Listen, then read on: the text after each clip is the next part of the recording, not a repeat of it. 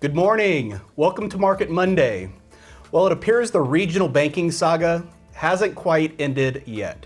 If you recall, a few weeks ago, we had Silicon Valley Bank being taken over by the Fed and FDIC.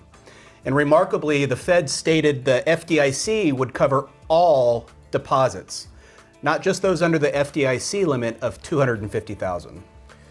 That's right. So depositors are covered, but shareholders, those that own the stock, would not be covered. And if you remember, the other regional bank grabbing headlines was First Republic Bank.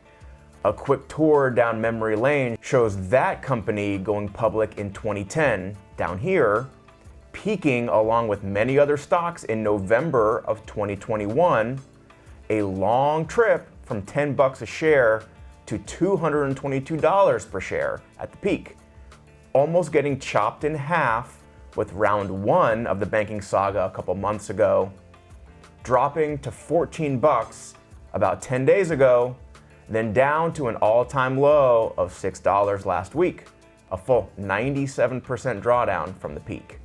And let's not forget about Bed Bath & Beyond filing for bankruptcy last week with plans to shutter all of its stores.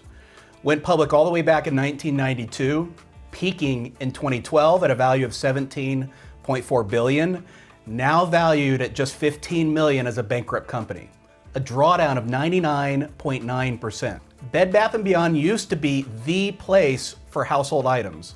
Is that the Amazon effect at work, where now we can get pretty much any item at Amazon, maybe for a better price, but with fast, free delivery, without ever leaving your home? Whether it's Silicon Valley Bank, First Republic Bank, or Bed Bath & Beyond, these collapsing companies is a main reason we prefer not to buy individual company stocks.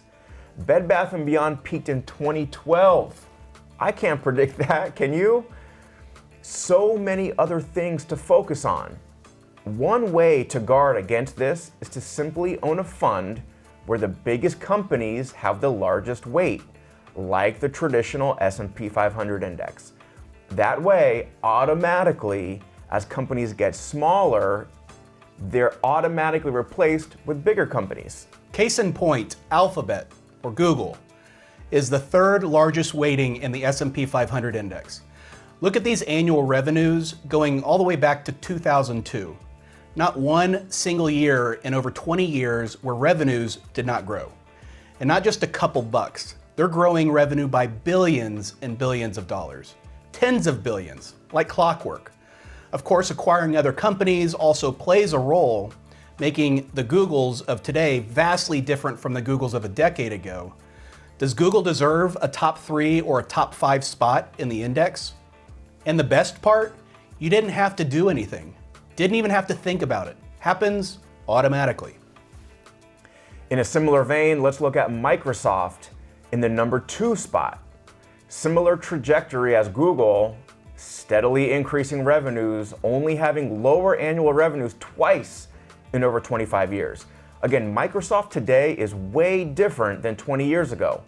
But isn't that the point?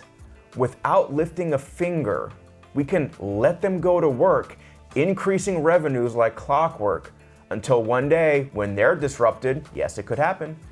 As the company gets smaller, its weighting in the index will also get smaller, and you'll own less of it. And in the rare event of a company going under, like SVB or Bed Bath & Beyond, even if it were in the index, that sliver of the index wouldn't be detrimental to the index as a whole. And today, especially today, marking the start of May, you're likely to hear way more than you want about sell in May and go away. The market phenomenon that May marks the start of a bad stretch of a couple months in the stock market. Folks, you heard it here first, so you can tune out all of the other noise out there. The stock market was up in May 9 of the past 10 years. We'll go ahead and leave it there without any further comment. Have a great week.